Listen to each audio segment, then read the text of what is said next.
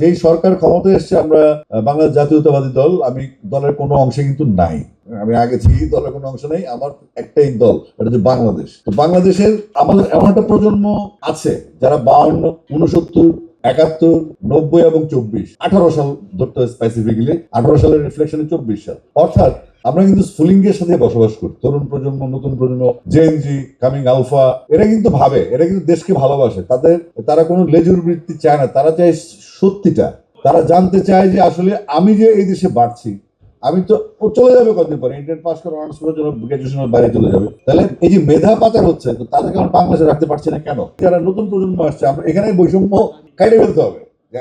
আমি নাম উল্লেখ করছি না, বড় আগে নাম বলে দিতে, বয়স হয়ে গেছে বলে দিন না। এই যে আজকে বাচ্চারা জীবন দিল, জুলাই 18তে শুরু করলো নিরাপদ সড়ক চেয়ে আন্দোলন, 52 সালে ভাষা আন্দোলন। তার মানে কি, প্রত্যেকটা আন্দোলনের মূলে ছিল তরুণরা, কিশোররা, তারাই প্রাণ দিয়েছে। আর আইসে গেছে নেপোকিডস, হ্যাঁ, চর্বিওয়ালা, একটা ভাল্লুক চর্বিওয়ালা, তার 2টা বাচ্চা চর্বিওয়ালা, তারাই দেশটারে খাবে আর প্রাণ দিবে পোলাবেন, এখান থেকে বেরিয়ে যাবে।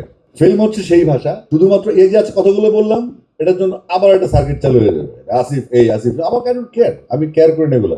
দেশের প্রয়োজনে যে কোনো কিছু, যে কাউকে ফায়ার করা আমার জন্য আমি সহি মনে করি। নিজে ফায়ার হয়ে গেলে অসুবিধা নেই। হ্যাঁ, তাহলে এই যে ছেলেপেলেগুলো গেল যুদ্ধে, জুলাইতে, 71-এ, 52-তে, তাহলে আমরা তো এদেরকে ভুলতে পারি, তারা প্রাণ দিচ্ছে কারা, আর প্রাণ দেওয়ার পরে বেনিফিশিয়ারি কারা, আমাদেরকে সেখানে খেয়াল করতে হবে। চামচামি, হ্যাঁ ভাইয়া, এই সমস্ত ছাড়তে হবে। এই চাটুকারদের যন্ত্রণায় পৃথিবীর কোথাও কোনো কাজ হচ্ছে না। এমন না যে সরকার আসা করে চাটুকার কমে গেছে, আমি তো আরো বেশি দেখি।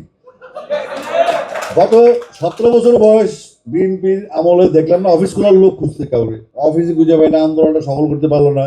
আবার এখন আন্দোলন সব সুটেড ফুটেড। আমি বহু থেকে আর যে কি একটা সত্যি বলছিলাম, বিএনপি পাওয়ার আসবে, দেখবেন প্যান্ট শার্ট সুটেড ফুটেড লোকজন চলে আসবে আবার। হ্যাঁ, আবার ওই যে নেপোক্রেটিস, ওদের ছেলেরা আবার আসবে। ওই যে একটা ব্রিজের কাজ দিল এক মন্ত্রীর ছেলে, 40,000 কোটি টাকার আসবে।